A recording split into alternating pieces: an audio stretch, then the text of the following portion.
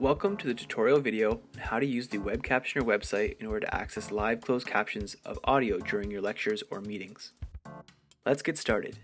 Head over to the Web Captioner website at the following link. Ensure you are using the Google Chrome browser, as it is the supported browser for this website. When ready, select the Start Captioning button and the Web Captioner will start transcribing the audio. We are now testing the Web Captioner webpage, which is an online support tool in captioning audio recordings. This could be a great feature for students listening to live lectures and who require a transcript of the audio recording. When you select Stop Captioning, you can then save the transcript of the recording by selecting the Settings button and then select Save Transcript.